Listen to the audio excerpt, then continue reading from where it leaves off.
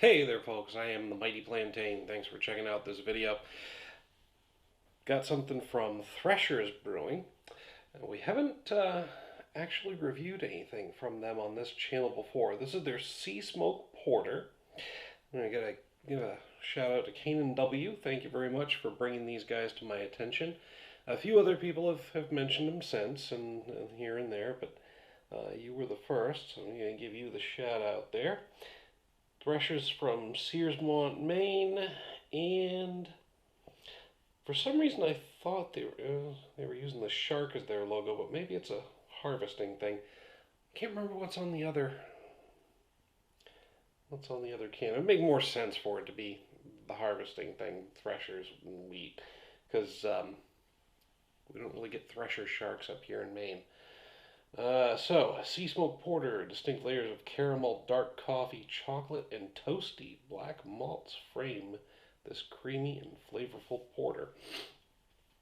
So we're going to check them out here. Looks like they use the same mobile canning operation that a lot of breweries here in Maine use, which is pretty cool. Nice solid product. Niche market for the guys who decided to set up the mobile cannery. And apparently there's one larger and one smaller operation doing the same thing. So it's not as much of a niche market as it was, because there's now some competition. Oh, and I get a bit much of a head on that. Looks like I've overcompensated. I've always struggled with getting a good head on a beer, and so I've been way more aggressive with my pours lately. But I got the whole 16 ounces in there this time. Last couple of times I had to wait for the head to go down to finish putting the beer in. Now, it actually looked a little thinner than I was expecting when I poured it out. And it is somewhat light for a porter. There's a bit more light coming through there than I would have expected. But it's also hazier. It's a lot more cloudy than a lot of porters that I'm used to. So there's more light getting through because of the beer itself, but there's a cloudiness and a haziness in there that I don't usually see from a porter. It reminds me more of a really dark red beer. So that's interesting. Obviously quite effervescent, got a good head on it without too much effort. Quite a few bubbles coming up from that nucleation point in the bottom of the glass. I don't think you can see that on the camera because the lighting in here isn't perfect. I'm going to try and do something about that. Got a lot of LEDs, and I put them on dimmer switches. I got them all the way up, but there's a chandelier right above this table. So there's nothing actually projecting light towards me. And even with the off-white back wall, it could benefit from better reflection. So I think I'm in a little bit more shadow than I'd like in the videos, but not going to be able to put any kind of permanent lighting fixture here in the kitchen / dining room area. So we'll see about spotlighting or something. Anyway, that was a whole lot of nothing that you really wanted to hear about. So yeah, a little bit lighter, but definitely hazier and cloudier than I'm used to from a porter. Good head, quite effervescent.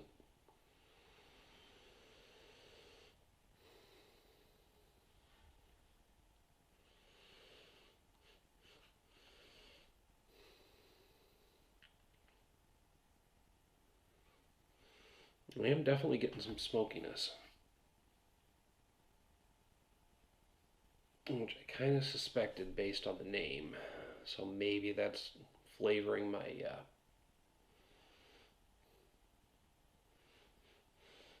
perception, but I don't know if I'm thinking hickory or what, but it almost has a bit of an aroma of like a mesquite barbecue. Like that smoky yet somehow sweet, salty, and savory all at the same time. like a really smoky barbecue chip, I guess, is what I would say. Nice aroma. I like it. It's subtle there. It's subtle. It's not hitting me in the face, but it's there.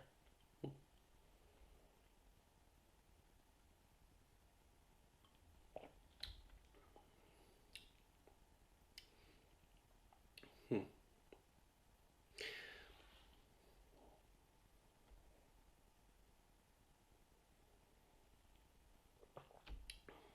It's 7.7% ABV, but I'm almost getting a strong hint of booziness up front.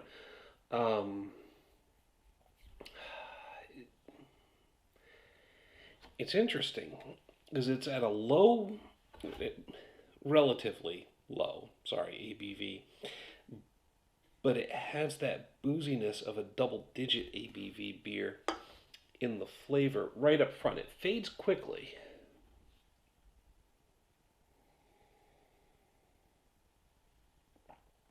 And I'm not getting it on subsequent sips, like just the first couple.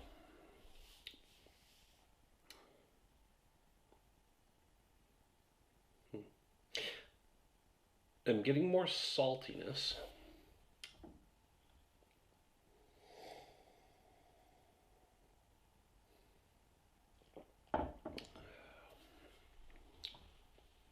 A little salty up front. Smoky, very smoky. And there's some hints of sweetness. I think I'm getting the caramel in the finish. But just like, and it can't be just the name throwing me because I've seen other things like this before, but I am definitely getting a saltiness and then a smokiness. Interesting.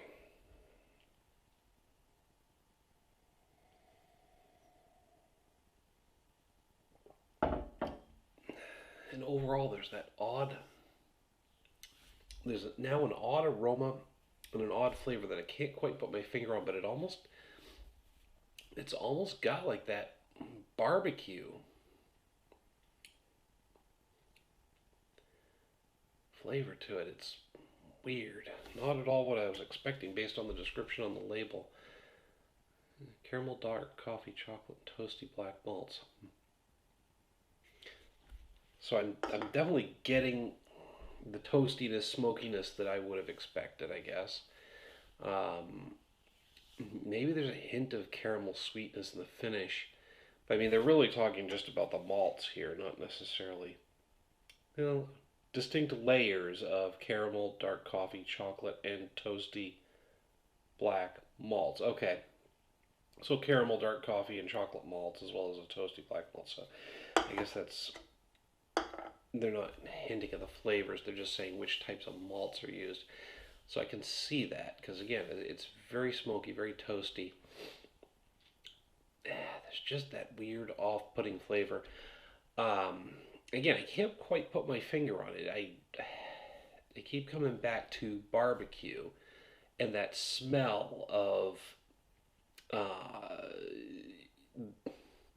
there's a local fair here in Central Maine, the Windsor Fair, and one of the volunteer fire departments, I think it is, always does like this chicken barbecue out there, and they've got the half chicken and the whole chicken. It's been basted in a barbecue sauce, and sometimes charred pretty friggin' black with a nice healthy layer of crispy char on the outside. What I'm smelling and what I'm tasting, the closest thing I can compare it to is walking by that smoky barbecue pit at the Windsor Fair. Fucking weird, right? But that's the closest I can get. It's definitely interesting. It's definitely different. It's not quite tickling my fancy. I mean, I gotta give them credit for putting together a beer that gives me something that I've never had before, but at the same time, I'm not quite so keen on it. So I'm hitting this with a 3.5 out of 5, which on a scale of 1 to 5 is slightly above average, because 2.5 would be average on that scale. The reason it's getting the 3.5 and not a 2.5 is because it's a unique experience for me.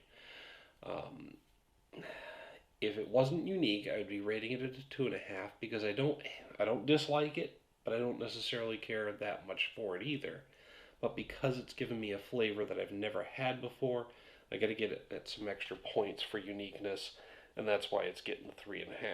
But I could be way off base on this one. I don't know. I did have an IPA earlier in the evening, but I cleansed pretty thoroughly with at least 8 ounces of water.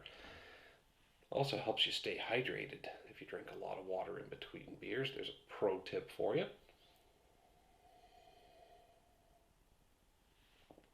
But yeah, this is a difficult one to call, and I don't know where to land on it, and that alone makes it very interesting to me. But like I said, I I don't think that reading the description or the name is throwing my expectations off to the point where I would actually taste something that wasn't there. So what I want to hear from you guys down in the comments, the email link down below, I want to know, what did you think of this beer? What kind of flavor experience did you get? What kind of aroma did you get off of it? Because it's kind of messing with me here that I'm getting something that I didn't expect. So I want to know what you guys thought about it. Definitely let me know down there. While you're down there, don't forget to like and share the video. Make sure to subscribe to the channel. Until next time, folks. Thanks for tuning in, listen to me ramble a little bit, and please give me that feedback. It's messing with my head. I want to know what this beer tasted like to other people. Cheers.